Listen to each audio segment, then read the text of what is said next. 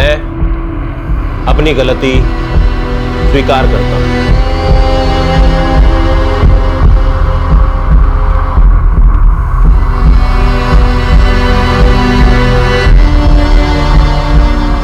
मुझसे जुर्म हुआ है, मैं इसकी पूरी जिम्मेदारी लेता हूं और माफी चाहता हूं। इसके लिए मैं और सिर्फ मैं जिम्मेदार हूं। गोपाल शिंदे।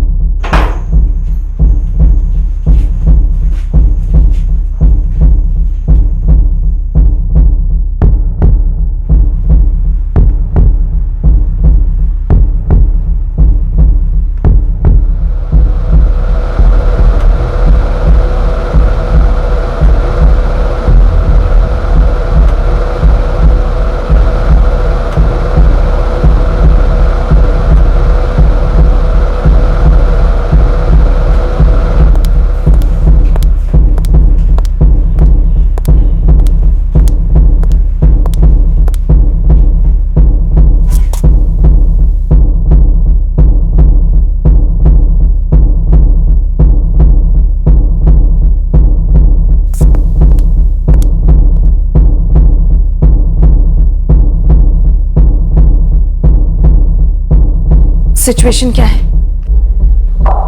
फिलहाल तो कंट्रोल में लग रही है। क्या लगता है सिचुएशन संभल जाएगी? हमारे पास कोई और चारा भी तो नहीं है।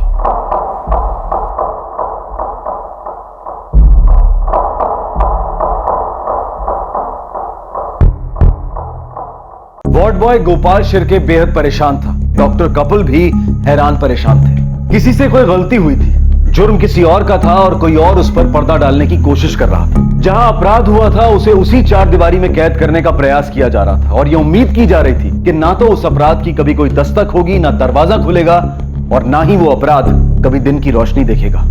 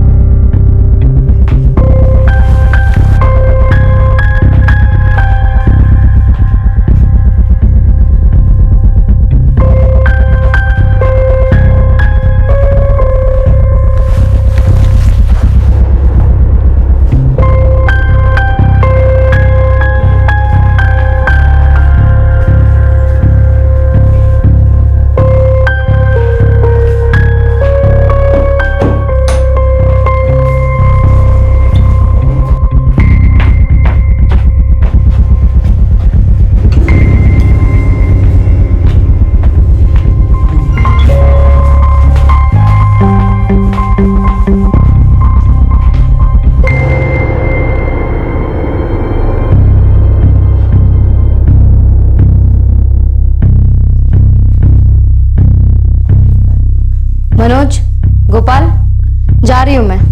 और हाँ, सो मत जाना मेरे पीछे से। क्या मैडम, कभी कुछ नया भी बोल लिया करो, रोज एक ही बात बोलती रहती हो। जिस टाइप के तुम लोग हो ना, रोज याद दिलाना जरूरी है, समझे?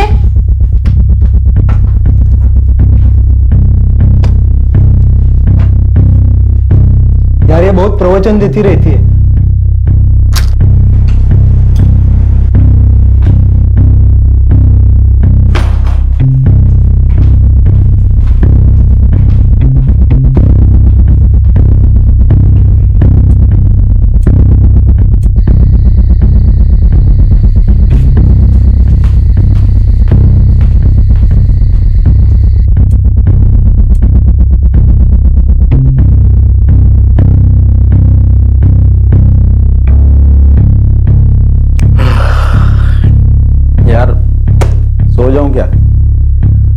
नींद आ रही है। इसलिए वो कल्पना तुझे बोलती रहती। अभी कल्पना गई ना यार, एक झपकी मार लेता हूँ, ठीक है? और देख, मैं उठ जाऊंगा ना, उसके बाद तू भी सो जाना। ठीक है, सो जा।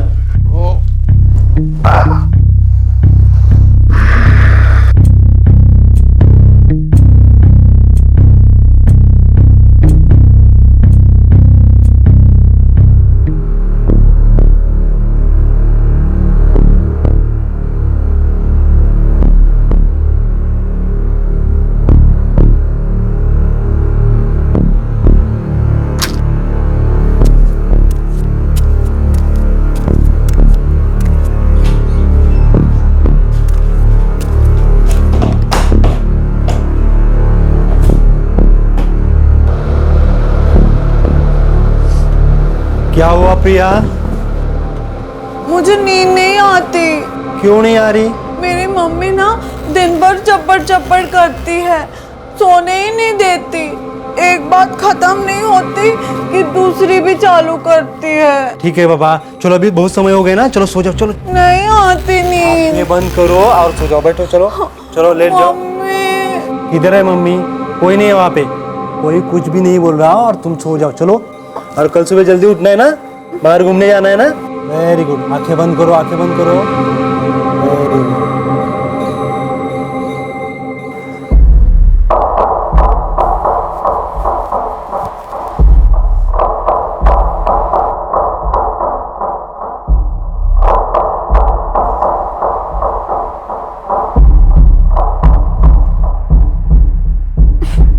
नहीं आ रही नींद मुझे।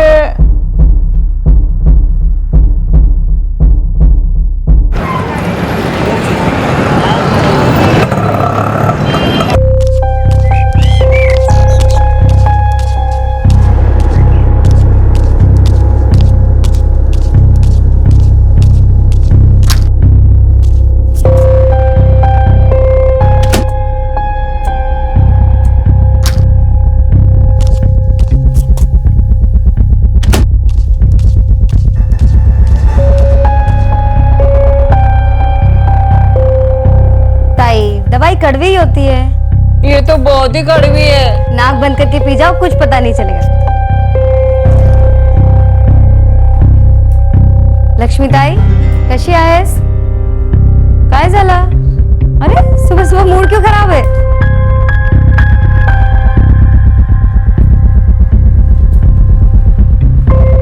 प्रिया, प्रिया चलो उठो, 9 बज गए, उठो।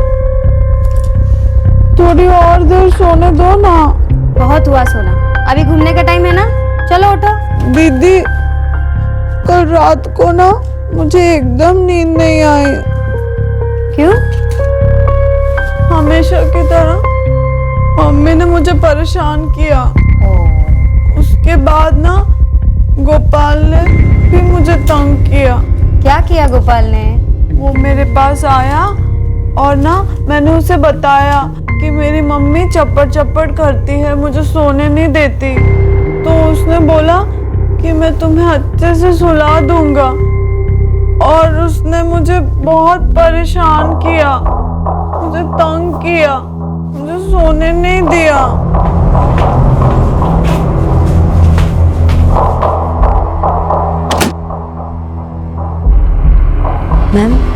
मैम वो ठीक नहीं है। बोल क्या रही है? यही कि गोपाल उसको देर तक परेशान करता रहा। कहाँ है गोपाल? उसकी रात की शिफ्ट थी, अभी तो वो घर चला गया। तुम एक काम करो, प्रिया को लेकर मैं उससे बात करूं। Okay ma'am. प्रिया, मुझे बताओ क्या हुआ था?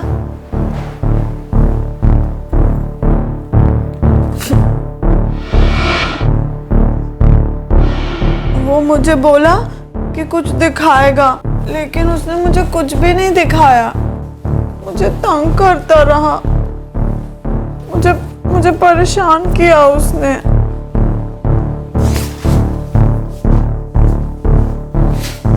मुझे अब क्या करना होगा? कुछ नहीं प्रिया, बस लेट जाओ। गुड गर्ल ना, चलो।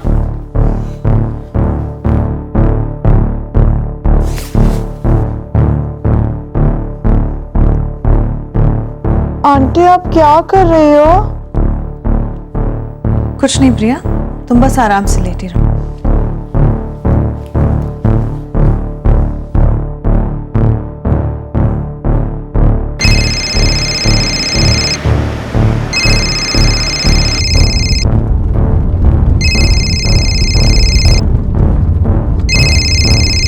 हाँ देविका, प्रदीप, कहाँ हो तुम? मैं दूसरे हॉस्पिटल आया था कंसल्टेंसी के लिए। क्यों, क्या हुआ? क्लिनिक आ सकते हो अभी? पर हुआ क्या? बहुत अर्जेंट है। ठीक है, आता हूँ। कल्पना, गोपाल को बुलाओ अर्जेंटली, लेकिन रीजन मत बताना। Okay ma'am.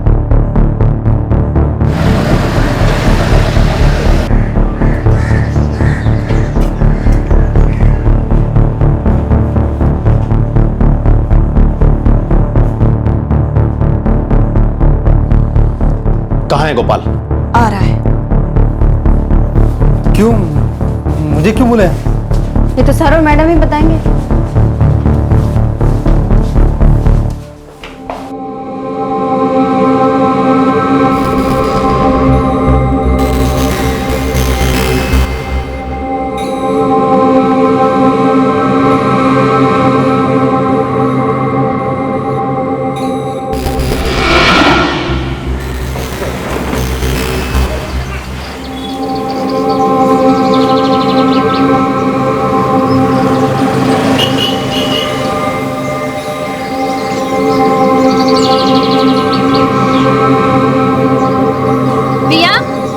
अनीता, तुम लोग और कितनी गंदगी फैलाओगी? प्रिया, अनीता, प्रिया, प्रिया, प्रिया, प्रिया, गड़बड़ तुम लोग करती हो और सुनना मुझे पड़ता है तुम्हारे बाप से। सारा दोष मेरे ही माथे आता है। देखो देखो क्या कर डाला तुम लोगों ने। प्रिया, मैंने बोला ना, और कान फूट गए क्या तेरे? प्रिया, बिखेरती रहो, फिर बैठ जा हाथ पे हाथ रख के। देखो क्या कर डाला तुम लोगों ने। प्रिया उठो, मैंने बोला ना उठ।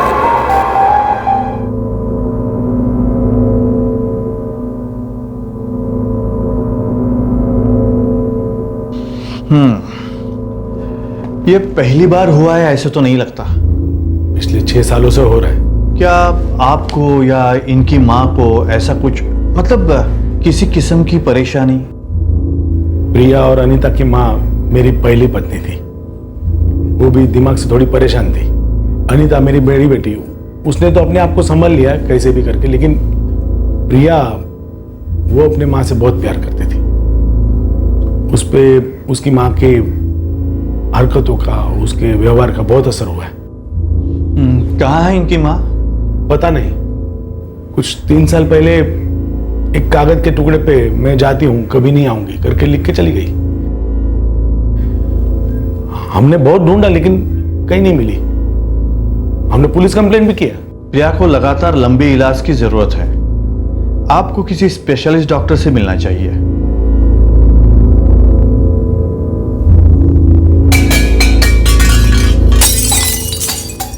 मम्मी, मैंने कुछ नहीं किया। तुम हमेशा मुझे ही क्यों टोकती हो? मैंने कुछ नहीं किया। प्रिया, कोई तुझे कुछ नहीं बोल रहा है। मम्मी नहीं है वहाँ पर। प्लीज दरवाजा खोल। सारा प्रिया, दरवाजा खोल। देखो, ऐसा कुछ मत करना जिससे तुम्हें चोट लग जाए। सुन रही है ना तू? प्रिया, देख मैं तेरी आई हूँ। देख तेरी आई कितने प्यार से तुझे बुला रही है। प्रिया, दरवाजा खोल।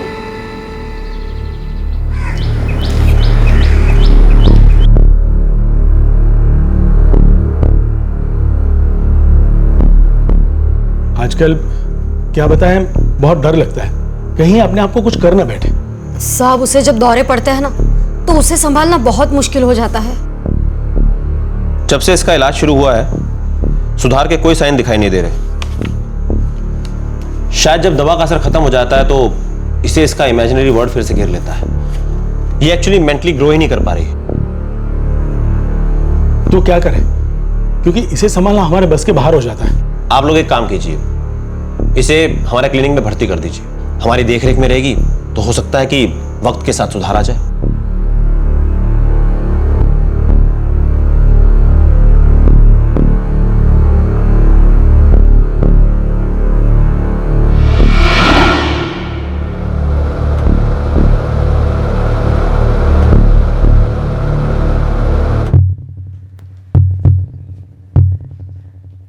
क्या हुआ था गोपाल? कुछ नहीं मैडम, मैंने तो बस उसको सुलाया था। देख गोपाल, प्रिया की हालत जैसी भी हो, लेकिन तू ये मत समझना कि जो तूने उसके साथ किया है वो सामने नहीं आएगा। साहब मैंने कुछ भी नहीं किया। तूने कुछ नहीं किया है, तूने उसे सेक्सुअली वायलेट किया है। मैंने खुद प्रिया का चेकअप किया है और प्रिया ने मुझे साफ साफ बताया कि तूने उसे हैरेस किया है। देख गोपाल, तूने जो कुछ भी किया है सच सच बता दे, वरना मुझे तुझे पुलिस के हवाले करना पड़ेगा।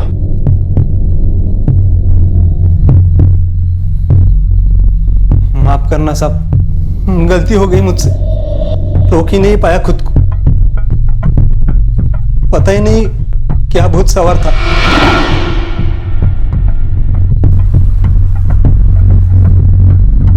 नहीं आ रही नींद मुझे। तुम्हें सोना है? सोना है ना? हाँ, लेकिन मम्मी ना मुझे सोने नहीं देती। तू मेरे साथ चलेगी, मैं तुम्हें एक चीज दिखाता हूँ, फिर ना तुझे अच्छे से नींद आ जाएगी। चल। कहाँ? चल तो सही, चल।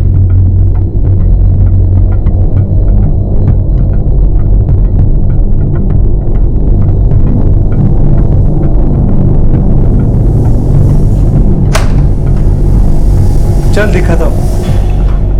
क्या है? अंदर चल तो सही।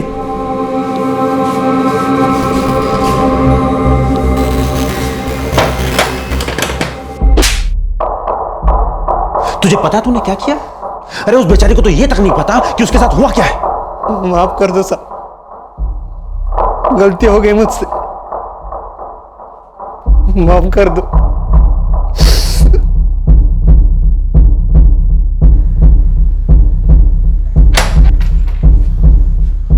फोन दे। माफ कर दो साहब, जिंदगी में दोबारा ऐसा नहीं होगा, एक बार माफ कर दो ना। मैंने कहा ना फोन दे। चल अंदर। साहब क्या कर रहे हो साहब? जब तक मैं नहीं लौटता तो यही रहेगा। साहब माफ कर दो ना साहब, साहब ऐसे क्यों करो साहब? साहब माफ कर दो ना साहब, माफ कर दो ना साहब, माफ कर दो ना साहब, माफ कर दो ना साहब।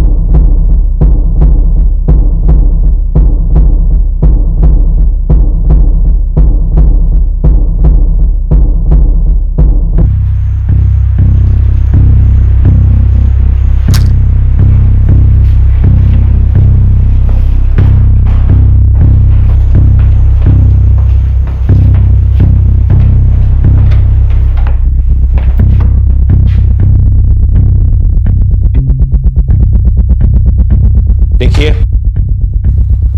ये मामला बहुत ही डिस्टर्बिंग है और हम लोग बहुत ही सावधानी से इसे संभालने और ठीक करने की कोशिश कर रहे हैं, और आप लोग भी इसे बहुत ही सावधानी से हैंडल करें ऐसी उम्मीद करते हैं। मैं जानता हूं कि आप लोगों ने हमेशा अपना काम बहुत ही जिम्मेदारी के साथ किया है, लेकिन उस कमीने की टुच्ची हरकत की वजह से आज क्लिनिक के नाम पर कीचड़ उछलने की नौबत आ गई है। हमारी इज्जत पर धब्बा लग सकता है। आप लोग समझ रहे हैं ना मैं क्या कहना चाह रहा हूं? देखिए, हम सब प्रिया की हालत से वाकिफ हैं, उसके दर्द को समझते हैं, महसूस करते हैं, और हम अपनी तरफ से पूरी कोशिश करेंगे कि हम उसका अच्छे से ख्याल रखें, उसका इलाज अच्छे से हो। पर ये जो कुछ भी हुआ है, इस सिचुएशन को संभालने के लिए हमें फूंक फूंक कर कदम रखना होगा। ये क्लिनिक की इज्जत का सवाल है। एक बार नाम डूबा तो हमारे लिए और हमारे परिवारों के लिए अच्छा नहीं होगा। इसलिए जो कुछ भी हुआ है हम उस पर मिट्टी डाल दें और इस बात का जिक्र किसी से ना करें, क्योंकि इससे कोई फायदा नहीं होगा।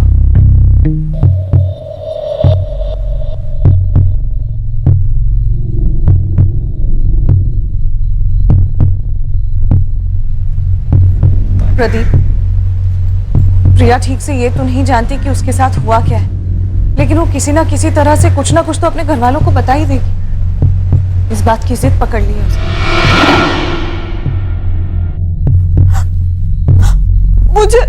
मुझे बहुत दर्द हो रहा है।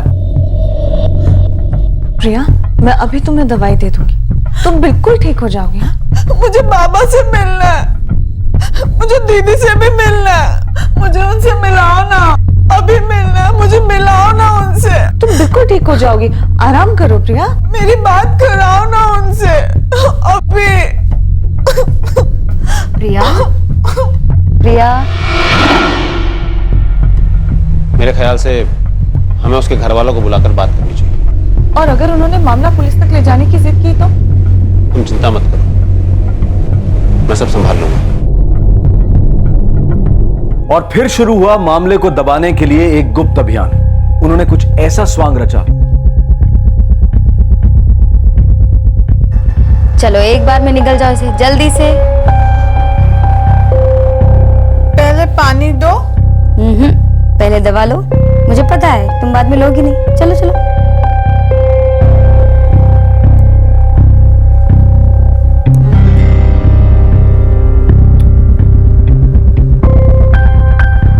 गई अंदर।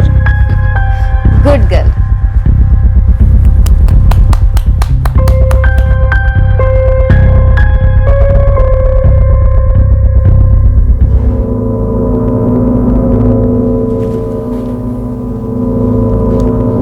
अगर पुलिस के हवाले कर दिया ना मैंने तुझे, तो मार मार के भुर्ता बना देगी तेरा। प्लीज ऐसा मत करो साहब, मैं अपना चेहरा कभी नहीं दिखाऊंगा आपको। बस एक बार माफ कर दो। एक ही रास्ता है तेरे पास, सिर्फ एक ही रास्ता। 3 लाख का इंतजाम कर। बहुत गरीब आदमी हो, कहां से लाऊंगा इतना पैसे? बहुत सी चीजें हैं जिनका ख्याल रखना पड़ता है। पैसों का इंतजाम कर, वरना देता हूं तुझे पुलिस में। साहब एक बार माफ कीजिए ना प्लीज। अपने बाप को फोन लगा और उसको बोल पैसों का इंतजाम करे। अपने बाप को बोल कल आके मुझसे मिले।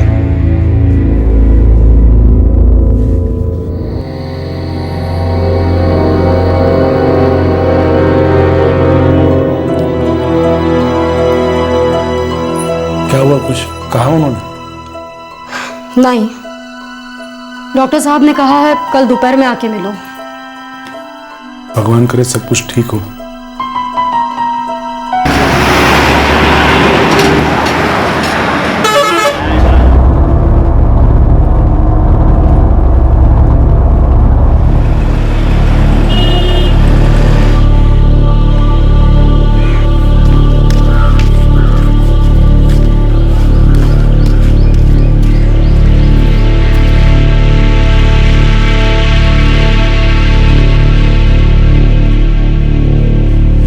सुनिए जी।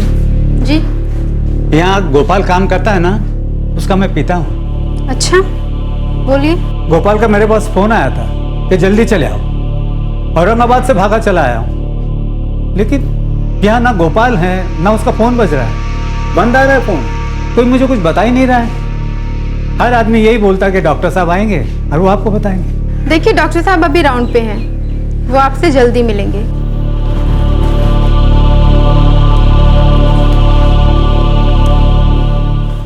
साहब, गोपाल कहाँ है? बात क्या है? बहुत ही गलत काम किया है उसने, अपराध किया है उसने। साहब, किया क्या उसने? उसी से पूछिएगा, वही बताएगा आपको।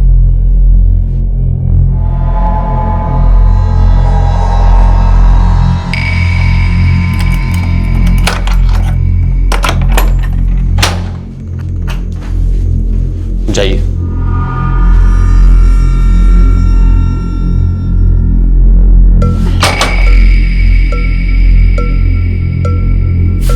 गोपाल,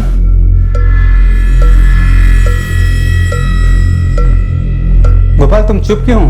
और ये सब लोग क्या छुपा रहे हैं मुझसे? और तूने इतने घाई से मुझे क्यों बुला लिया? बोलो गोपाल। मुझे मेरे बाबा से मिलना है। कब आएंगे वो?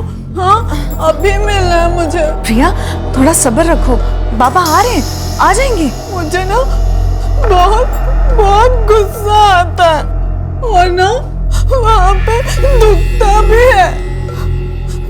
वो गोपाल बहुत गंदा है। प्रिया ने रट लगा रखी है। जब तक वो अपने बाबा से बात नहीं कर लेती, वो इस बात को भूलने वाली नहीं है। इस बात ने उसके दिमाग पर बहुत गहरा असर किया है। तुम चिंता मत करो, मैं कोई रास्ता निकालता हूं। पहले मैं गोपाल के बाप से निपट लूं, उसके बाद प्रिया की फैमिली को देखूंगा। गोपाल, गोपाल ऐसे कैसे कर सकता है तू? बाबा गलती हो गई मुझसे, बहुत बड़ी गलती हो गई बाबा, वो संभल ही नहीं पाया खुद को मैं बाबा। बाबा बचा लेना मुझे बाबा। बाबा पैसे का इंतजाम करो ना बाबा। बाबा मैं मर जाऊंगा नहीं तो यहाँ पे। बाबा मुझे छुड़ाओ ना बाबा। बाबा तुमच्या पोरासाठी काहीतरी करा ना बाबा। देखिए मैं किसी को ब्लैकमेल नहीं कर रहा हूं। तो आप किसी से पैसे कैसे मांग सकते हैं साहब? आपके बेटे ने गंभीर जुर्म किया है। आप जानते हैं ना कि अगर पुलिस को पता चला तो क्या होगा? आप भी तो डरे हुए हैं साहब। अगर पुलिस को पता चल जाएगा तो क्लिनिक के नाम पे भी धब्बा लगेगा साहब। सुनिए, मैं पुलिस को भी बुलाऊंगा, मीडिया को भी बुलाऊंगा और प्रेस को भी, और उनसे कह दूंगा कि इंटरनल जांच चल रही है और अपराधी पर उचित कार्रवाई होगी। ज्यादा से ज्यादा क्या होगा, हमें उस लड़की का सारी जिंदगी मुफ्त इलाज करना पड़ेगा। हम कर देंगे, हमें कोई फर्क नहीं पड़ेगा। लेकिन आप सोच लीजिए आपके बेटे गोपाल और आपके परिवार के साथ क्या होगा। इसलिए आपके लिए बेहतर यही होगा कि आप शाम तक पैसों का इंतजाम कर लीजिए, वरना आपके और आपके बेटे के लिए अच्छा नहीं होगा।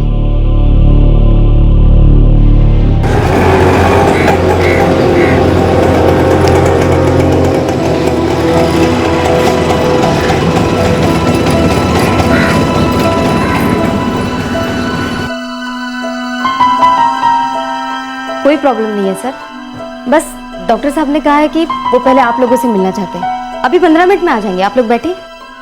पण कहा हुआ क्या है? हम सीधे प्रिया से क्यों नहीं मिल सकते? कुछ भी तो नहीं हुआ सर। कुछ तो जरूर हुआ है, वरना आप हमें प्रिया से सीधे मिलने क्यों नहीं दे रही हैं? आप लोग बैठिए, मैं अभी आती हूँ। बैठिए आप लोग। अरे पण अरे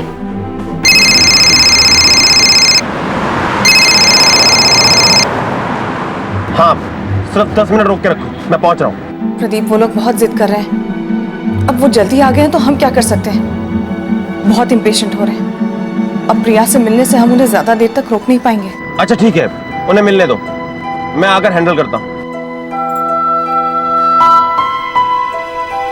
प्रिया से मिलने दो उन्हें। बाबा, मैं बहुत परेशान थी। मम्मी भी मुझे चिल्लाती रहती थी। फिर वो गोपाल आया और उसने कहा कि वो मुझे सुला देगा।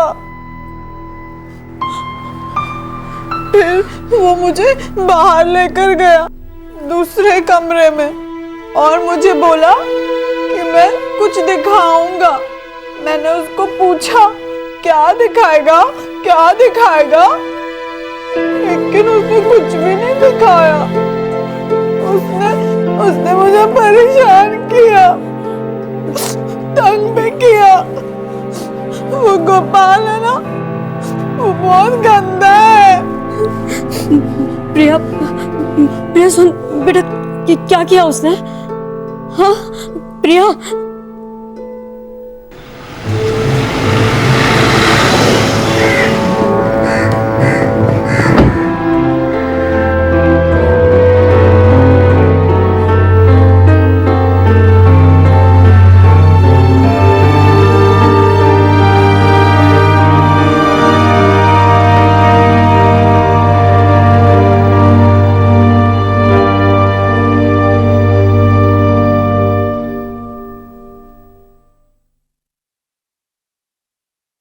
देखिए वसंत जी, जितने सदमे में आप हैं उतने ही सदमे में हम लोग भी हैं। हमें भी उतना ही गुस्सा है, लेकिन फिर भी मैं आपसे यही कहूंगा कि इस मामले को थोड़ा शांति से संभालने की कोशिश कीजिए। जो हो गया उससे बदला तो नहीं जा सकता। गोपाल कहाँ है? देखिए, गोपाल को उसके हिस्से की सजा मिल रही है। मैं अभी उससे मिलना चाहता हूँ। कहाँ है गोपाल? देखिए वसंत जी, आप थोड़ा शांत हो जाइए। गोपाल अपने हिस्से की सजा भुगत रहा है।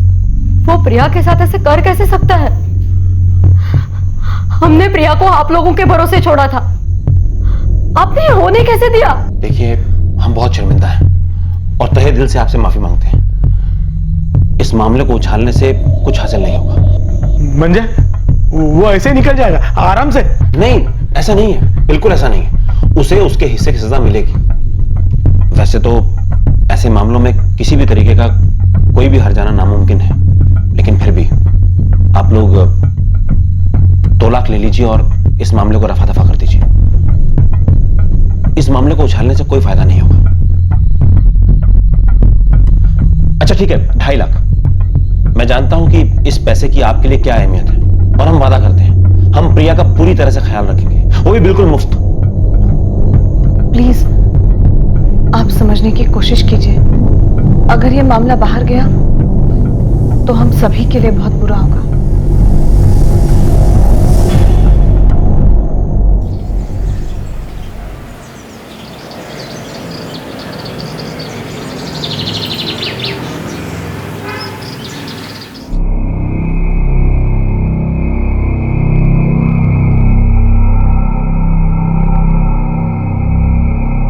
हाँ ठीक है, ओके।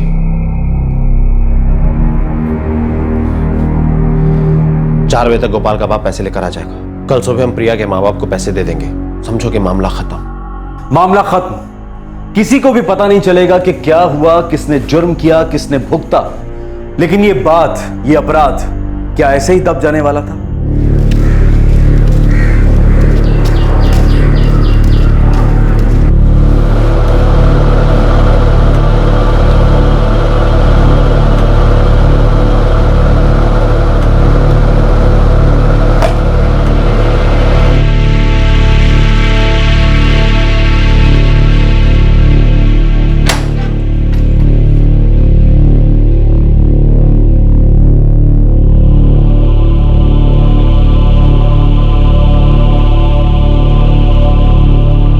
साहब मैं 1 रुपया नहीं दूंगा।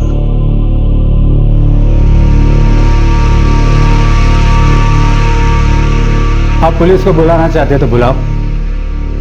मेरा बेटा अगर अपराधी है तो उसको उसकी सजा मिलनी चाहिए। साहब मैं गरीब जरूर हूं लेकिन ईमानदार हूं। जिंदगी में जैसा भी मुझे मौका मिला मैंने मेहनत की है। बेईमानी की कमाई नहीं की जो एक अपराधी पे उड़ा दूं क्योंकि ये मेरा बेटा है। नहीं साहब, साहब इसके साथ आपको जो करना है करिए। ये मेरा बेटा नहीं है।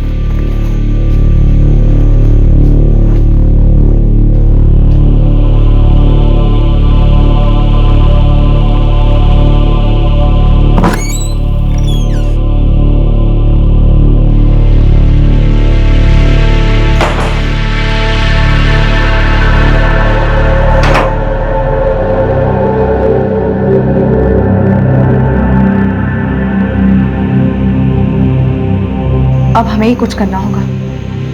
करना क्या है? अपनी जेब ढीली करनी पड़ेगी। और इस गोपाल का क्या करें? वही मैं भी सोच रहा हूं। इसे ऐसे ही नहीं जाने देना चाहिए हमें यहां से। मुझसे जुर्म हुआ है,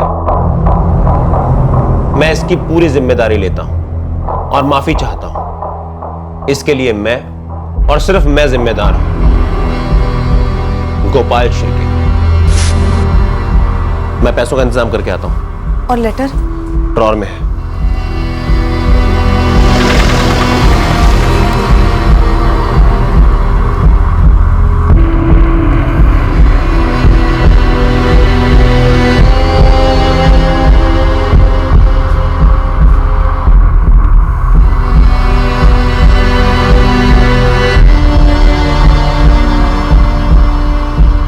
हे भगवान, मैं प्रिया की आई नहीं हूं लेकिन एक औरत हूं। जुल्म हुआ है हमारी प्रिया के साथ और दुख की बात यह है कि वो बेचारी जानती तक नहीं कि उसके साथ क्या हुआ है। प्रिया के साथ यह घिनौना काम करने वाला अगर बच गया ना, यह प्रिया के साथ बड़ा अन्याय होगा। और वो बेशरम लोग हमें पैसों का लालच दे रहे हैं, लेकिन अगर हमने वो पैसे ले लिए और चुप हो गए तो हम उनसे भी बड़े बेशरम होंगे।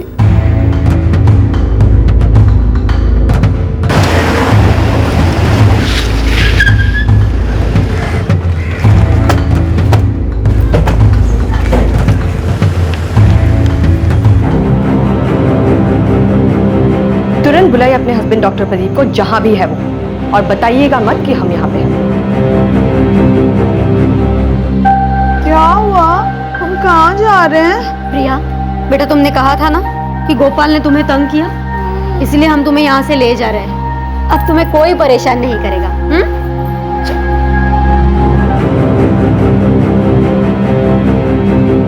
मुझे इस बात के बारे में सबसे पहले पता चला और जैसे ही पता चला मैंने सर को, मैडम को, दोनों को तुरंत बता दिया।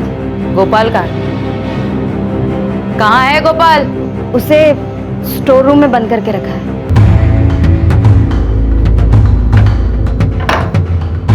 चाबी?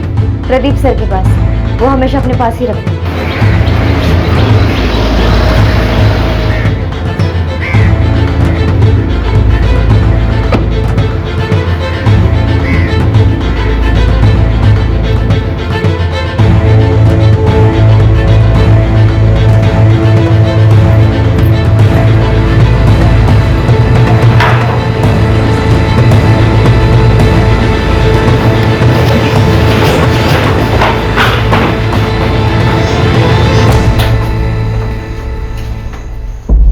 आपकी वाइफ बोल रही थी कि आपके पास गोपाल का कोई कन्फेशन लेटर है, कहाँ है वो?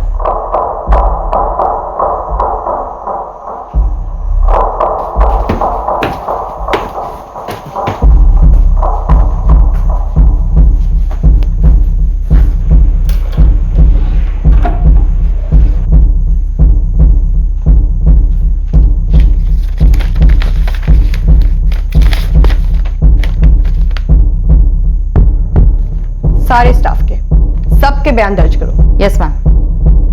और आप दोनों को हमारे साथ चलना होगा।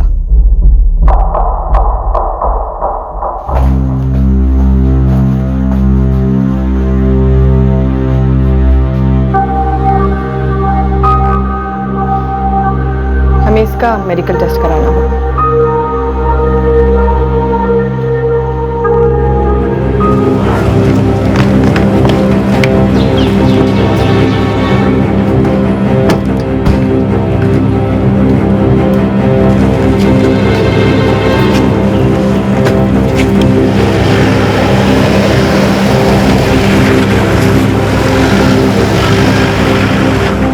जुर्म पर पर्दा डालने की सारी कोशिश बेकार गई। प्रिया की मेडिकल जांच हुई और शुरुआती रिपोर्ट में ही यह बात साबित हो गई कि प्रिया का यौन शोषण हुआ है। प्रिया का इलाज किसी दूसरे अस्पताल में चल रहा है। एक चाइल्ड स्पेशलिस्ट बेहद सावधानी से उसका स्टेटमेंट लेने का प्रयास कर रहा है कि आखिर उसके साथ क्या हुआ था। गोपाल को आईपीसी की धारा 376 के तहत बुक किया गया है। जो लोग इज्जत बचाने के लिए लीपापोती करते हैं, आखिर में वो अपनी इज्जत खो ही बैठते हैं। बहुत से लोग ये तर्क पेश करेंगे कि अक्सर पावरफुल और रसूख वाले लोग अपने प्रभाव से अपने बुरे कर्मों को छिपाने में कामयाब हो जाते हैं, लेकिन एक आम सामान्य इंसान तो हमेशा अपने जमीर की आवाज सुनते हुए सच्चाई और ईमानदारी की जिंदगी ही जिएगा। और यही विचार वो अपने बच्चों और अपनी नई पीढ़ी को सौंपना चाहेगा, ना कि उनकी तरह बनना चाहेगा जो अपनी और अपने परिवार की काली करतूतें छिपाते फिरते हैं ताकि उनका रुतबा बना रहे। हमारे आज के एपिसोड की दूसरी कहानी। 6000 स्क्वायर फीट का प्लॉट है, यहां से लेके वहां तक। टाइटल भी एकदम क्लियर है, 7/12 पार्टी के नाम पे। प्लॉट भी एनए हो चुका है। हाँ, पार्टी से बात चल रही है जी। रमेश जी, ये ब्रोकर जो कीमत बता रहा है वो मार्केट रेट से बहुत कम है। भाव कम है इसलिए तो खरीद रहा हूँ। सस्ते का सौदा है। कुछ ज्यादा सस्ते का नहीं लग रहा? कई बार सुप्रिया, पार्टी कोई अड़चन में आ जाती है तो घाटे का सौदा भी कर लेती है। ऐसा ना हो रमेश जी कि इस सौदे के पीछे कुछ और ही मकसद हो जो इस वक्त हमें नजर नहीं आ रहा।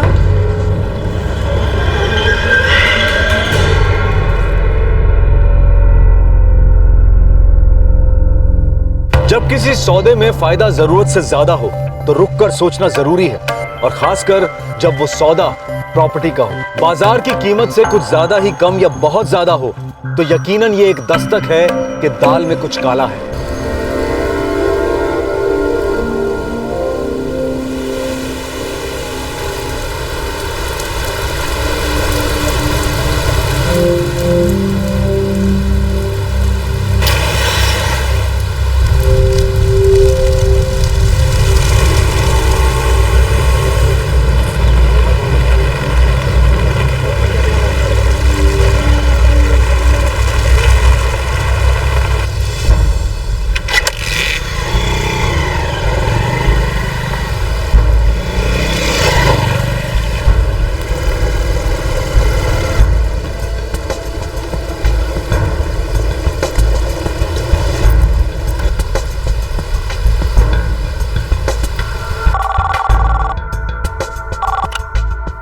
लोनावाला पुलिस स्टेशन, कांस्टेबल मोरे बोलते हैं। हेलो साहब, मैं वॉकर्स पॉइंट से बोल रहा हूँ। साहब इधर कुछ तो गड़बड़ है। गड़बड़ बोले तो? इधर ना किसी इंसान की बॉडी चल रही है ऐसा लग रहा है। क्या? किधर? साहब इधर वॉकर्स पॉइंट पे। मेरे को लगा कि बॉडी है, इसके लिए मैं रुक गया, इसलिए सीधा थाने में फोन लगाया। अच्छा ठीक है, हम आते हैं।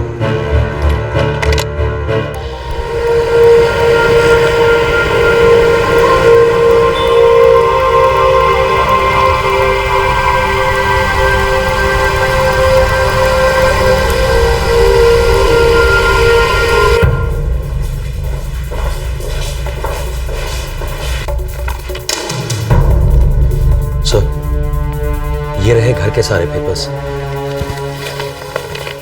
बेचने वाला कौन है? रमेश कनात्रा।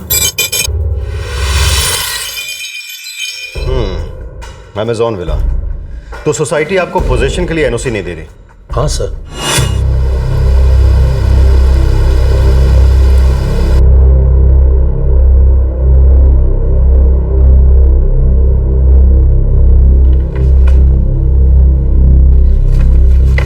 बस यही पेपर्स दिए आपको गनात्रा जी ने, और ये एक लेटर ऑफ इंटेंट। समझ आया आपको? इसका मतलब बेचने का इरादा है, बेचा नहीं। सर मैंने उनको फुल पेमेंट कर दिया है। लेकिन आबिद भाई, आपने नीचे वाला घर खरीदा है पूरे गार्डन के साथ, तो आपको तो पता होना चाहिए ना इसके लिए ट्रांसफर पेपर जरूरी है। वो कहाँ है? बिना ट्रांसफर पेपर्स के सोसाइटी आपको इस घर का मालिक कैसे मान सकती है? देखिए हरीश जी, कनात्रा साहब ने मुझे यही पेपर्स दिए हैं, अभी और काम बाकी है। ठीक है, काम पूरा होने के बाद आइए। बिना ट्रांसफर पेपर्स के सोसाइटी आपको एनओसी इशू नहीं कर सकती। जब पूरे कागज आ जाएंगे तभी आगे कार्रवाई होगी, और तब तक के लिए आबिद भाई, आई एम रियली सॉरी, ये पोजीशन आपको नहीं मिल सकती। तो फिर प्रॉब्लम क्या है? कार्रवाई पूरी कर लीजिए और बंगले का पोजीशन ले लीजिए। सर मैंने फुल पेमेंट कर दिया है, सोचा था जल्द से जल्द वहां शिफ्ट कर जाऊंगा। मुझे पता है कि अभी कार्रवाई बाकी है, लेकिन उसके लिए सामने पार्टी भी तो चाहिए। ना रमेश जी का फोन लग रहा है और ना ही उनकी सेक्रेटरी सुप्रिया जी का। हो सकता है किसी डील में बिजी हो या फिर शहर के बाहर गए हो। कहाँ रहते हो? पुणे में, और सौदा भी पुणे में ही हुआ था सर। देखिए मिस्टर आबिद खान, आप चाहें तो एफआईआर लिखवा सकते हैं, मगर इतनी जल्दी क्यों है? आदमी तो भरोसे का था ना। हाँ। तो फिर प्रॉब्लम क्या है? देखिए छोटा मोटा सौदा तो है नहीं, करोड़ों की डील है। मेरे ख्याल से आप 1-2 दिन रुक सकते हैं। हो सकता है रमेश जी का फोन आ जाए, उसके बाद बैठ के मैटर सॉल्व कर लीजिएगा। एक प्रॉपर्टी का खरीदार आबिद खान इस बात से परेशान था कि प्रॉपर्टी बेचने वाले रमेश और उनकी सेक्रेटरी सुप्रिया दोनों के फोन बंद थे, उनसे संपर्क ही नहीं हो पा रहा था। पूरी कीमत चुकाने के बाद भी ना तो उसके हाथ प्रॉपर्टी के कागजात आए थे और ना ही सोसाइटी आबिद खान को पोजीशन लेने दे रही थी। और दूसरी तरफ कोई और भी था जो रमेश कनात्रा और सुप्रिया अकोलकर के लापता हो जाने से बेहद परेशान था।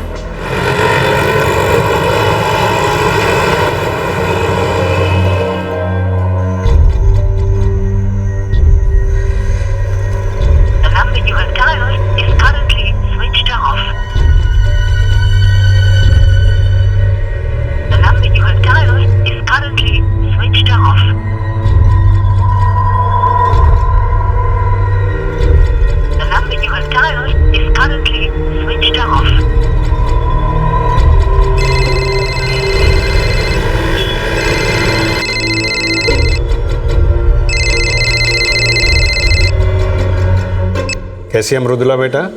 काका बहुत चिंता में हूँ। क्यों?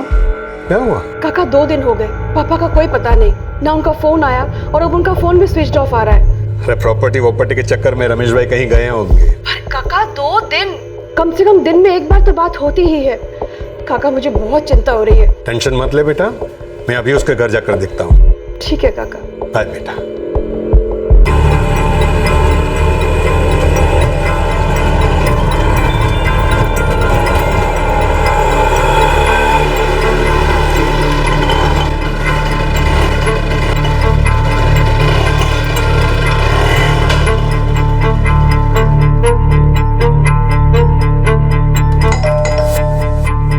रमेश भाई,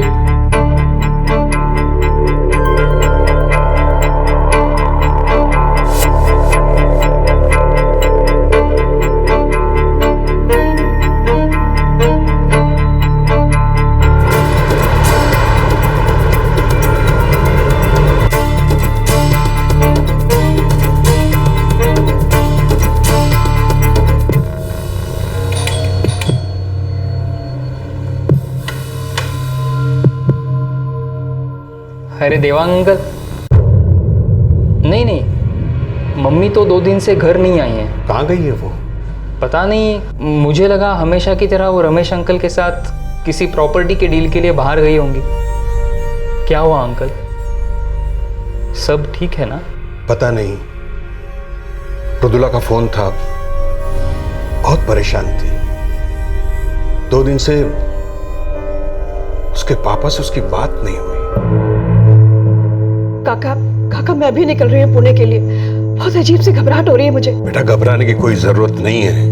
वो दोनों प्रॉपर्टी डील के लिए कोई ऐसी जगह गए होंगे जहां नेटवर्क नहीं होगा। पर काका, ऐसा कोई प्लान होता तो मुझे नहीं बताते, मुझे फोन करके ही जाते वो। अच्छा, मैं फोन रखती हूँ।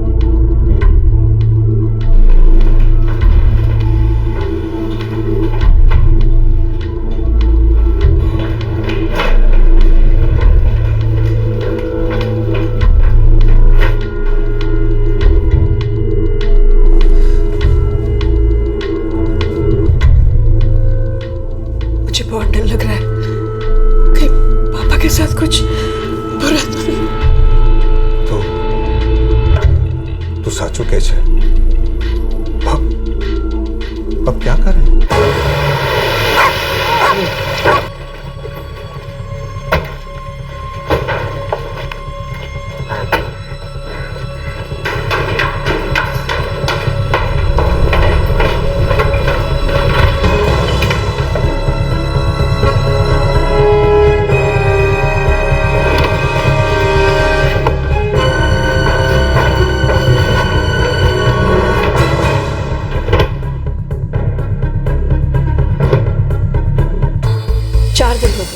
पापा का कोई फोन नहीं आया और उनका फोन भी स्विच ऑफ आ रहा है। सर, रमेश गणात्रा और उनकी सेक्रेटरी सुप्रिया अकोलकर, दोनों का ही फोन स्विच ऑफ आ रहा है।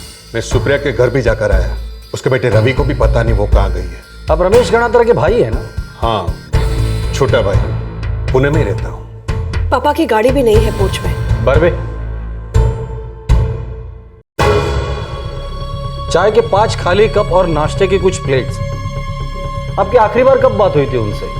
13 मई को। आज 17 तारीख।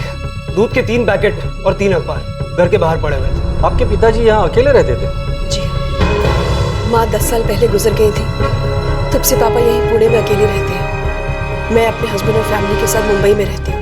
मतलब दूध के पैकेट 3 दिन बाहर पड़े रहे थे, 15, 16 और 17। 14 मई को आपके पिताजी किसी से मिलने वाले थे, कुछ बताया था आपको? जी नहीं, ऐसा तो कुछ नहीं बताया, बल्कि ये बताया था कि मुंबई वाले घर की डील हो रही है। शायद उन्हीं से मिले हो 14 मई को। सर, कॉलोनी के सिक्योरिटी गार्ड से पूछ के देखते हैं, शायद उसे पता हो उस दिन यहाँ कौन आया था। ठीक है। आपने घर चेक कर लिया? और भी कुछ गायब है? जी नहीं सर, गायब तो कुछ भी नहीं है। हाँ सर, पर मैंने लॉकर चेक नहीं किया। चाबी है आपके पास? जी सर, एक सेट मेरे पास ही रहता है।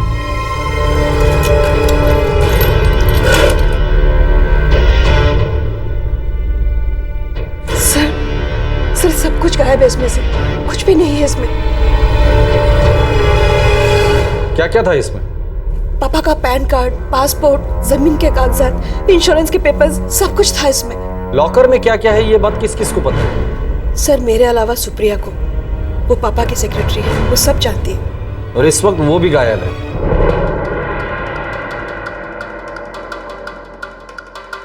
14 मई सुबह 11:30 की एंट्री है, लेकिन रजिस्टर में कोई नाम नहीं है, ऐसा क्यों? साहब वो आदमी आया, बोला बहुत जल्दी में है, बस 5 मिनट का काम है। बहुत घाई में थे सर वो लोग। ये स्कॉर्पियो की गाड़ी की जो एंट्री है, इसी में आए थे वो लोग? हाँ साहब, यही गाड़ी है। 3 लोग थे साहब गाड़ी में।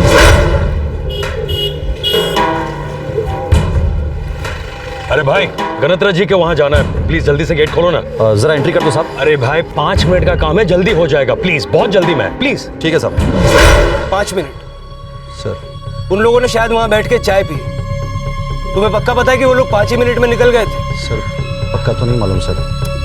तुम लोग क्या सिक्योरिटी करते हो या सो जाते हो? स्कॉर्पियो गाड़ी का रंग याद है? हाँ साहब, काले रंग की थी साहब। ये नंबर ठीक है? सर बरोबर इधर लिखा है सर, ये इधर सर।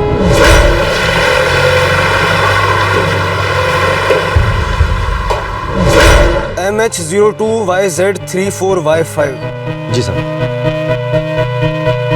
जी साहब, मैं तो सुबह 9 बजे अपने काम पर निकल जाता हूँ, और वैसे भी रमेश जी से कभी कभार मुलाकात होती है। 3 दिन से वो घर नहीं आए। अब पता नहीं साहब, मैंने आपको बताया ना, उनसे कभी कभी मुलाकात होती है। और 3 दिन क्या, उनसे 2 हफ्तों से मुलाकात नहीं हुई। नहीं सर, सुप्रिया पे शक नहीं कर सकते। वो पापा के साथ तब से है जब से उनकी और पापा की एक छोटी सी एजेंसी थी। 30 साल से दोनों साथ हैं। घर पर और कोई काम करता है, मतलब काम वाली या नौकर? एक काम वाली बाई है, अनीता। सुप्रिया अकोलकर और रमेश गणात्रा दोनों के कॉल रिकॉर्ड्स निकाल। Yes sir. मुझे काम वाली बाई अनीता और सुप्रिया का बेटा रवि दोनों के नंबर्स चाहिए। सब रोज सुबह 8 बजे को काम पे आती हूँ, 9 साढ़े 9 बजे तक काम खत्म करती हूँ और मैं निकल जाती हूँ सब। 14 मई की सुबह तुम काम पर आई थी? वो सब आई थी मैं, तभी अपने साहब और मैडम कुछ काम कर रहे थे। अरे सुप्रिया, अमेज़न विला के शेयर सर्टिफिकेट कहाँ रखे हैं? यही है ऊपर लॉकर में। तो जरा लेके आओ ना, मैं यहाँ ढूंढ रहा हूँ।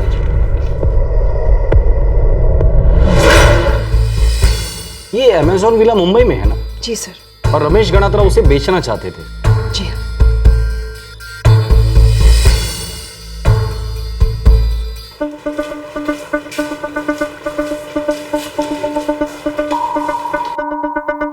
नहीं सर, मम्मी मुझे बता के नहीं गई कि वो कहाँ जा रही है। 14 तारीख की सुबह को वो घर से निकली थी। जाते वक्त अपने साथ कुछ कपड़े वपड़े लेकर गई है वो? नहीं तो। रवि, जब तुम्हारी माँ 3 दिन तक वापस नहीं आई तो तुम्हें फिक्र नहीं हुई? सर मेरी माँ मेरे पैदा होने के पहले से रमेश अंकल के साथ काम कर रही है, और वो अक्सर प्रॉपर्टी के डीलिंग के लिए घर से बाहर जाती रहती हैं। मुझे लगा इस बार भी वो उसी सिलसिले में कहीं बाहर गई होंगी। पर इस बार वो तुम्हें बता कर नहीं गई थी, वो कहाँ जा रही है? सर मुझे लगा कोई अर्जेंट काम आ गया होगा। सर, रमेश गणात्रा और सुप्रिया अकोलकर दोनों के फोन 14 मई 2013 को बंद हुए थे। आखिरी लोकेशन थी पुणे गोवा रोड। पुणे गोवा रोड? वहाँ क्यों गए होंगे? कोई प्रॉपर्टी की डील होने वाली? ये तो मालूम नहीं सर, लेकिन पापा बहुत पैशनेट थे प्रॉपर्टी के लेन देन के लिए। मेरा भाई कम दाम में प्रॉपर्टी खरीदता था और मार्केट ऊपर जाने पर बेच देता था। भाव कम है इसलिए तो खरीद रहा हूँ। कुछ ज्यादा सस्ते का नहीं लग रहा? कई बार सुप्रिया पार्टी कोई अड़चन में आ जाती है तो घाटे का सौदा भी कर लेती है। रमेश जी को आखिरी कॉल एक मुंबई नंबर से आया था, 14 मई को सुबह 8:30 बजे। पता करो ये नंबर किसका है। सर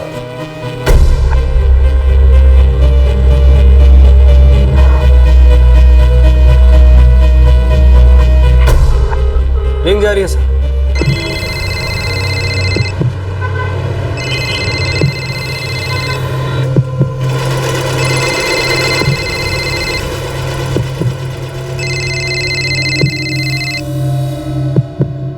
हेलो, कौन बोल रहा है? आप कौन बोल रहे हैं? PSI Sunil Barve, Pune police. नमस्कार सर, मैं आबिद खान बोल रहा हूँ। क्या हुआ सर? 14 मई 2013 को तुम रमेश गणात्रा और सुप्रिया अकोलकर से मिले थे? हाँ सर, मिला था पुणे में, और सर तब से दोनों गायब हैं। मैं वहाँ पुणे में गया, मैंने फुल पेमेंट किया, और जब ट्रांसफर करने का टाइम आया तो दोनों गायब हैं। ना रमेश जी का फोन लग रहा है, ना उनकी सेक्रेटरी सुप्रिया जी का। सब मैं बहुत टेंशन में हूँ। तुम लोग वहाँ पर कितनी देर रुके थे? यही कोई 10 मिनट समझ लीजिए। हम लोग वहाँ गए, फुल पेमेंट किया, कुछ पेपर्स लिए और 1 कप चाय पीकर निकल आए वहाँ से।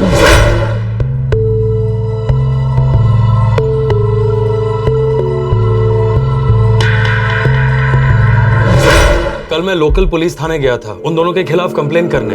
रमेश गणात्रा और सुप्रिया दोनों मेरे पैसे लेकर गायब है। आधे अधूरे पेपर्स दिए और जब ट्रांसफर का टाइम आया तो दोनों गायब है। ठीक है, कुछ पता चलता है तो बताते हैं। जी सर, थैंक यू। ये मामला तो ज्यादा ही गड़बड़ लग रहा है। सर, ये कॉल करने वाला आबिद खान था और वो और उसके साथी रमेश गणात्रा के घर से 10 मिनट में निकल गए थे। रमेश जी की गाड़ी भी गायब है। ठीक है, हम लोग इन्वेस्टिगेशन शुरू कर देते हैं। कुछ पता चलता है तो आपको कॉल करके बता देंगे। गाड़ी भी गायब है, कहीं ऐसा तो नहीं है रमेश और सुप्रिया दोनों कहीं गायब हो गए हो? सर, लॉकर से पासपोर्ट, पैन कार्ड, प्रॉपर्टी के डॉक्यूमेंट्स सब कुछ गुम है। मुझे लगता है हमें सारे एयरपोर्ट भी एक बार चेक करवा लेना चाहिए। ये रमेश गणात्रा पैसे वाली पार्टी है। एक घर मुंबई में है, एक बंगलो पूना में है। कम कीमत पर प्रॉपर्टीज खरीदना और मार्केट ऊपर जाने के बाद प्रॉपर्टीज बेचना उसका बिजनेस है। वो किसी का पैसा लेकर क्यों भागेगा? ये काम सुप्रिया का भी तो हो सकता है। पूरे 30 साल से उनके साथ काम कर रही है वो। चोरी चकारी ही करनी होती तो कब का हाथ साफ कर लेती वो। सर, मुंबई का बंगला है, बहुत बड़ी डील होगी। हो सकता है नियत पलट गई हो। पहले हमें इस मुंबई के घर के बारे में पता कर लेना चाहिए। मुंबई क्राइम ब्रांच को कांटेक्ट करना होगा। पुलिस की जांच अब रमेश गनात्रा के मुंबई के बंगले तक आ पहुंची थी। क्या इस बंगले की डील में ही छुपा था रमेश गनात्रा और उनकी सेक्रेटरी सुप्रिया अकोलकर के गायब होने का राज? क्या इस बंगले के साए में छिपी थी किसी जुर्म की दस्तक?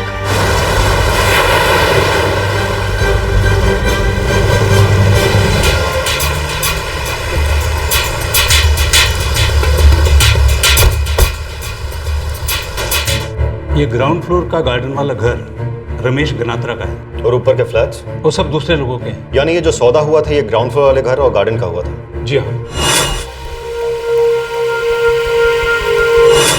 आपको पता था रमेश जी ये फ्लैट बेचने वाले थे? जी हाँ, सभी जानते थे कि वो ये फ्लैट आबिद खान को बेच रहे हैं। ओके। लेकिन हम सब इसके खिलाफ थे। क्यों? क्योंकि वो आदमी और सौदा हमें दोनों ही ठीक नहीं लग रहे थे। रमेश जी, मेरे को तो ये सौदा कुछ ठीक नहीं लग रहा है। क्यों भाई, क्या प्रॉब्लम क्या है?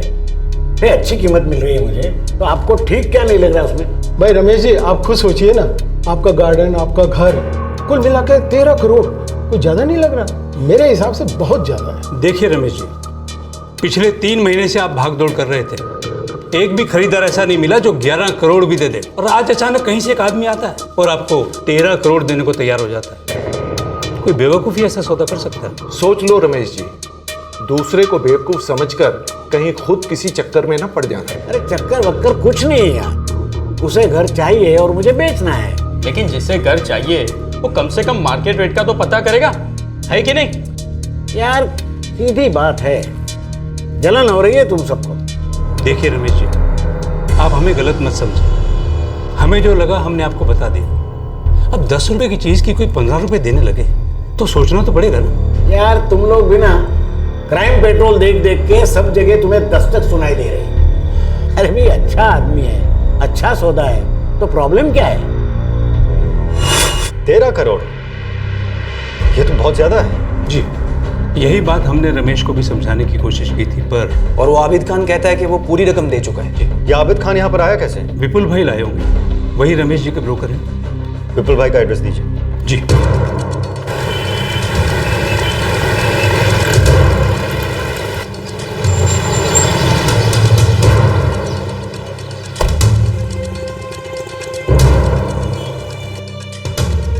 नहीं सर, आबिद मेरे थ्रू नहीं है। 3 महीने तक मैंने कई कस्टमर्स को घर दिखाया।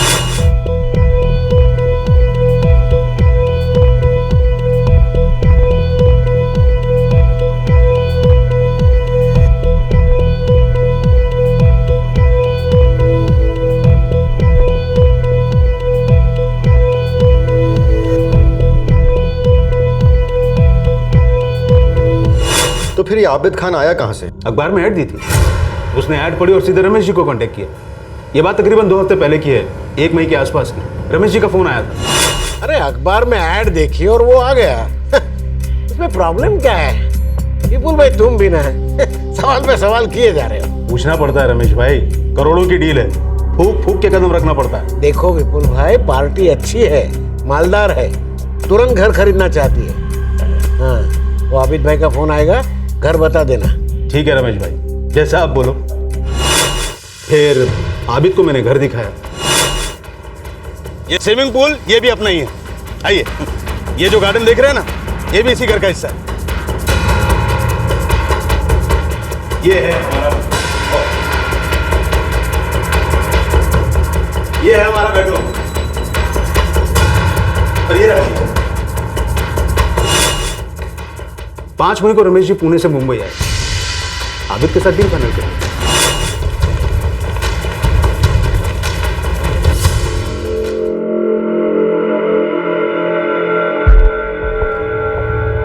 रमेश भाई, आपका घर बहुत शानदार है और सच बताऊं, ये गार्डन देख के तो मजा आ गया। अरे भाई, घर देख के तो सभी खुश हो जाते हैं, लेकिन जब पैसे की बात आती है तो भाग जाते हैं। तो फिर आप ही बताइए, आपकी क्या डिमांड है?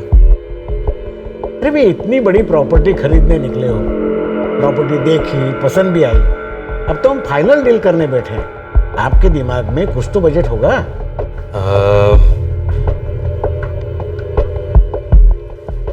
13 करोड़। रमेश जी प्लीज, इसके ऊपर मेरे पास 1 रुपया नहीं है। अमित भाई, थोड़ा कम है, मैंने कुछ ज्यादा सोचा ना, मैंने आपसे पूछा तो था कि आपकी क्या कीमत है, बता दीजिए। 15 तो बनता है भाई। प्रॉपर्टी देखो, गार्डन देखो, एरिया देखो। सॉरी रमेश भाई, 15 तो बहुत ज्यादा है, मुझसे नहीं हो पाएगा। ठीक है, मुझे 1 दिन दीजिए, मैं सोच के बताता हूँ। जैसी आपकी मर्जी। इतना याद रखिएगा, मैं आपको फुल पेमेंट दे रहा हूँ, सब एक साथ। बिल्कुल, तो कल बात करते हैं। सुन विपुल भाई, हमें बोलो, अब ठीक है? अरे आप मेरी बात सुनोगे रमेश भाई, तो भी मैं कुछ बोलूं ना। ये आदमी मुझे ठीक नहीं लगा।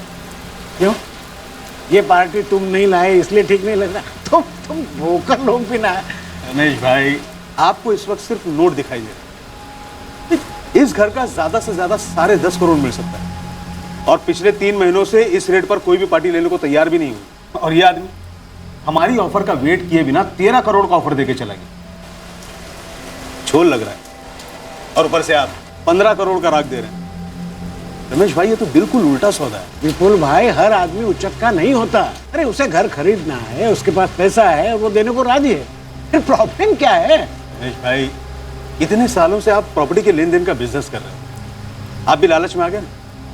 13 करोड़ का ऑफर देके गया है, मुझे तो झोल रख गई। रमेश भाई, आप एक बार शांति से बैठकर आप इतना दिमाग मत लड़ाइए, ये काम मुझे पर छोड़ दीजिए।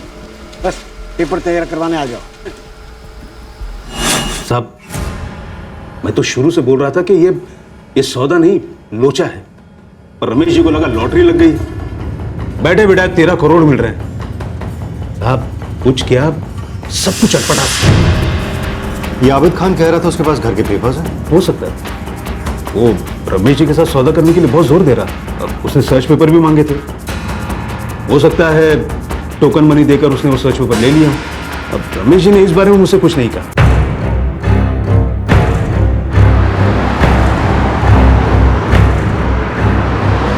इस आबिद खान की कुंडली खोलो।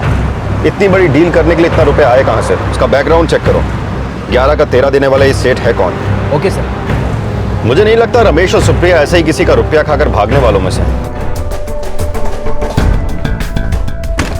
सर, सारे एयरपोर्ट से पता लगा है, रमेश गणात्रा या सुप्रिया अकोलकर दोनों में से कोई देश के बाहर नहीं गया। बरवे, मुंबई क्राइम ब्रांच ने कुछ पता लगाया है कि रमेश गणात्रा और आबिद खान, इन दोनों के बीच मुंबई वाले घर की जो डील हुई थी, उसी में कुछ गड़बड़ है। ये तो पता था कि पापा घर का सौदा कर रहे हैं, पर डील कितने की थी ये नहीं पता। कुछ ज्यादा ही कीमत मिल रही थी इस घर की, ऐसा पुलिस का कहना है। शायद इसी डील में कुछ गड़बड़ हुई है। पर सुप्रिया को समझाना चाहिए था ना पापा को। सुना है सबने समझाया था रमेश भाई, लेकिन किसी की बात नहीं सुनी उसने।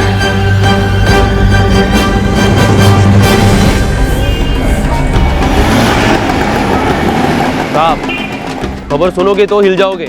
हर बार पिक्चर की स्टोरी सुनाने जैसा शुरू मत करना, सीधा खबर पे आ। आपने जो स्कॉर्पियो का नंबर दिया था ना, MS02YZ3455,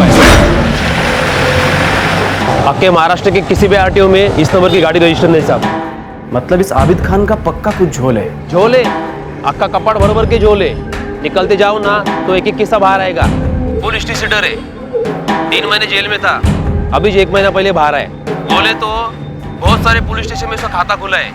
1 नंबर से छपरी साहब तो, छोटा सा गारमेंट का यूनिट चलाता है, 13 करोड़ तो दूर की बात।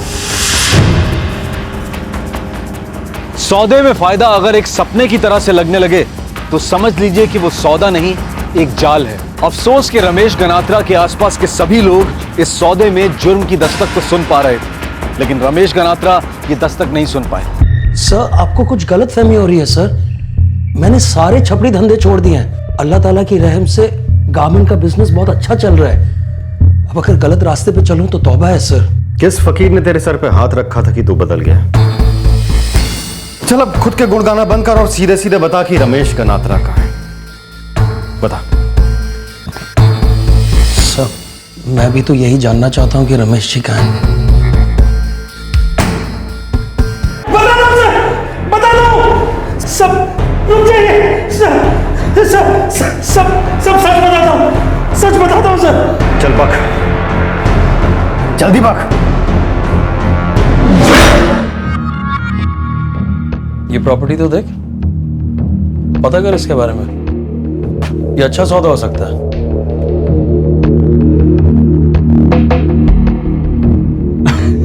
येड़े हो गए कि आबिद भाई बंगला खरीदोगे? अरे बहुत बड़ी प्रॉपर्टी, इसमें हाथ कैसे डालेंगे? तू दिमाग मत चला, तू सोचने का काम मुझ पे छोड़ दे। तू फोन घुमा।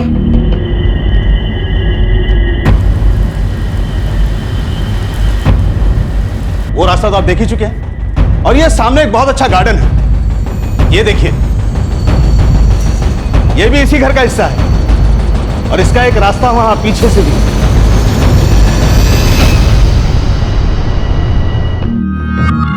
$11 करोड़ बोले उसने।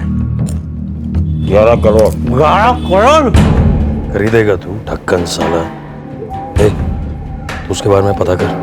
पता किया ना भाई, वो मालिक का नाम रमेश गनात्रा है, पूना में रहता है और बीवी मर गई, अकेला है। बेस्ट है। अरे ये हुई ना पते की बात, सुना? भाई प्लान क्या है? कमलेश तू एक काम कर, पूना जाओ और ये रमेश भाई का पूरा बायोडाटा निकाल। पर भाई प्लान तो बताओ। तो तुम्हारा प्लान घर खरीदने का कभी था ही नहीं सर, वो कमलेश ने पता लगाया कि रमेश गनात्रा अकेला रहता है, उसका कोई सगे वाला नहीं है, तो फिर मैंने प्लान बनाया कि खरीदार बन के उसके पास जाऊंगा।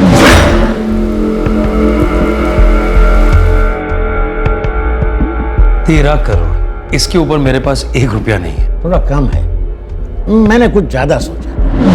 सर, हम लोग को पता लगा कि रमेश गनात्रा बहुत मालदार पार्टी है, लेकिन वो अपनी अमीरी दिखाता नहीं है।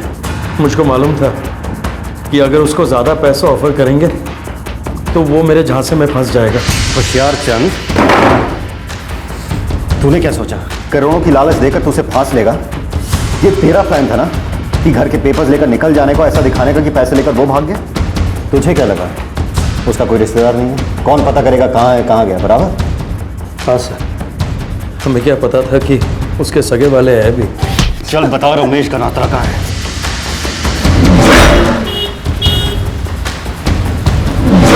सर, फाइनल लेन देन के लिए मैंने उसके साथ मीटिंग फिक्स किया था सर। अभी जी आपको जो पेपर्स भेजे थे वो मिल गए ना?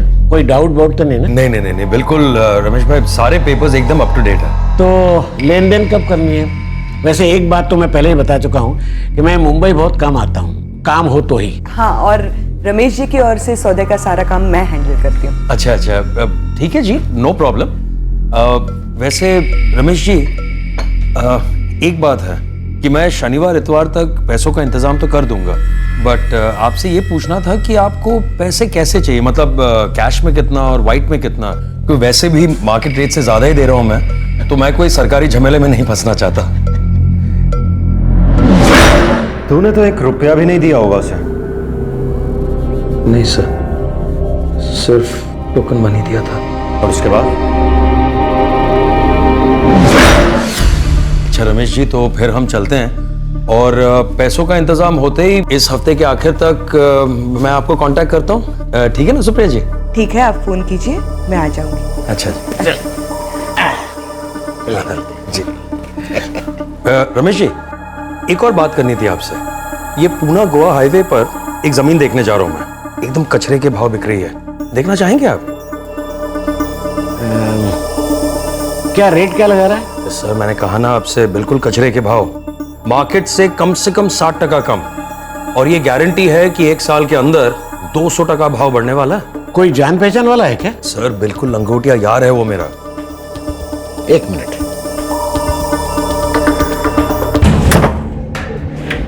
इसके अलावा मैं आपको एक और प्रॉपर्टी दिखाऊंगा, बहुत अच्छी जगह है। रमेश जी, आप अपनी गाड़ी ले रहे हैं? हाँ। मैं कह रहा था कि हमारी गाड़ी है, आप हमारे साथ चलिए, आते वक्त हम आपको छोड़ देंगे। ठीक है, आइए।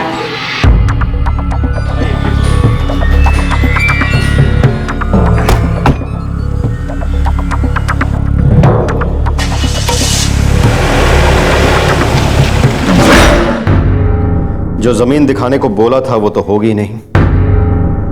नहीं सर। कहां मारा उन दोनों को?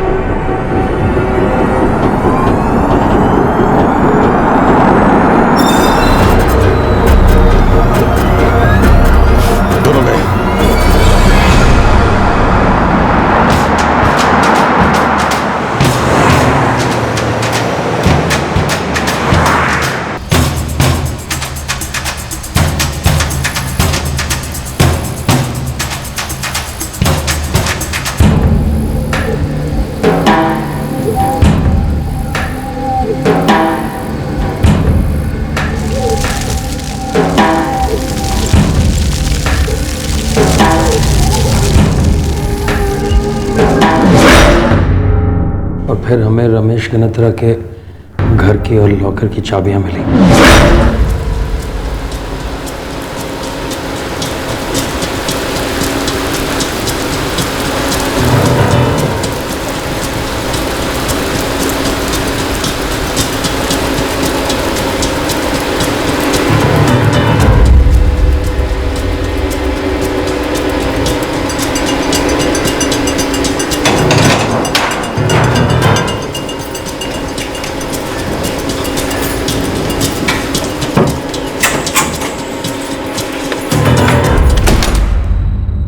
तू इधर देख, तू उधर देख।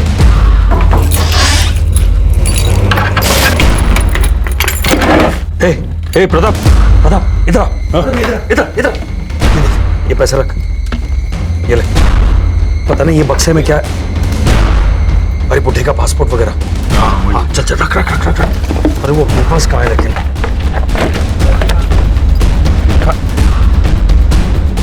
कागज, चल चल चल, रख रख रख, चल चल चल चल चल।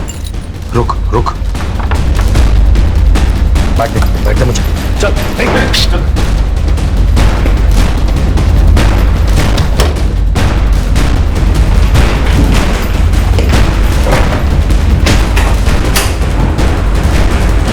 प्रताप दरवाजा खोल, चल।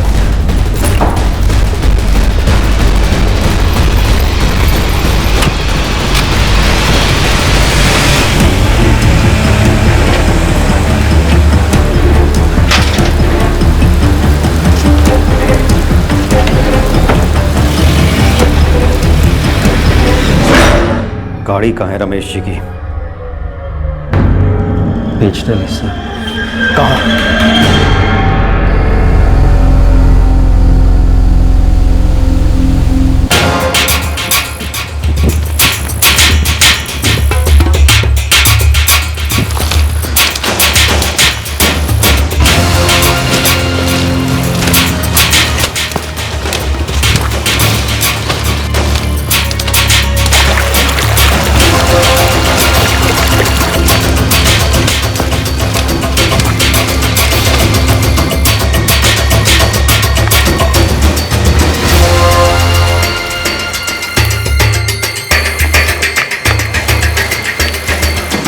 आओ साहब, अमी आलेलो थे। 4 दिन पहले एक आदमी का फोन आया था, इधर बॉडी जल रही बोल के। हम लोग ने कंप्लेंट भी रजिस्टर किया था सर। इधर आके चेक किया तो कुछ जलता हुआ दिखा नहीं साहब। हो सकता है बारिश की वजह से आग बुझ गई हो। सर ये देखिए सर,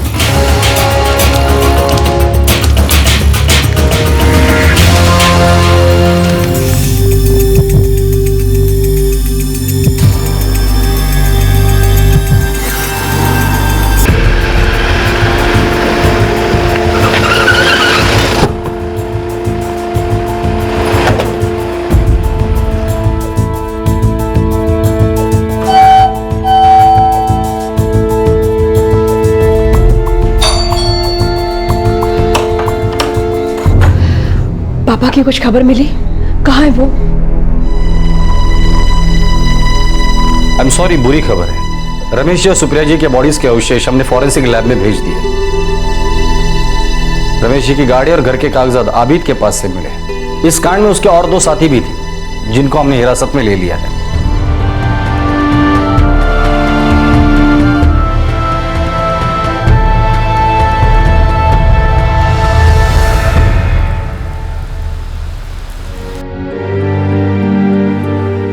मैंने बोला था ये सौदा ठीक नहीं। काश रमेश भाई ने हमारी बात सुन ली होती।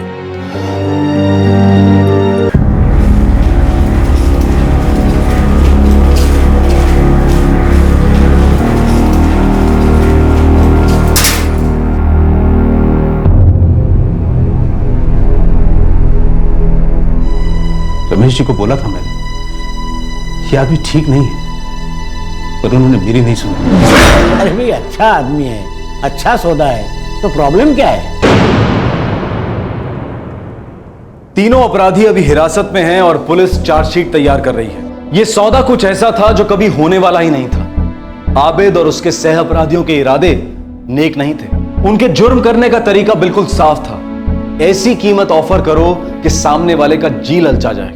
इस सौदे में जुर्म की दस्तक सबको सुनाई दे रही थी। सिर्फ रमेश गनात्रा इस दस्तक को नहीं सुन पाए। उन्होंने अपनी जान गंवाई और उनके साथ उनकी सेक्रेटरी सुप्रिया अकोलकर ने भी। मुफ्त का सौदा घाटे का सौदा, ये जानते हुए भी अक्सर हम इसमें फंस जाते हैं। जहां भी किसी सौदे में जबरदस्त फायदा नजर आए, वहां सिर्फ पेपर वर्क ही नहीं बल्कि सौदे में सामने बैठे आदमी के बारे में भी जानकारी हासिल कर लेनी चाहिए। हम ये नहीं कह रहे हैं कि हम हर इंसान पर शक करें, पर थोड़ी सी सावधानी हमें किसी बड़े जुर्म का शिकार होने से बचा सकती है, क्योंकि हम सब सौदे में सिर्फ फायदा ही ढूंढते हैं। कंडीशंस अप्लाई को हम अक्सर अनदेखा कर देते हैं। आपसे फिर मुलाकात होगी क्राइम पेट्रोल दस्तक में एक और नए केस के साथ। इस तरह के और भी एपिसोड देखने के लिए हमारे चैनल को सब्सक्राइब करें और बेल आइकन दबाना ना भूलें।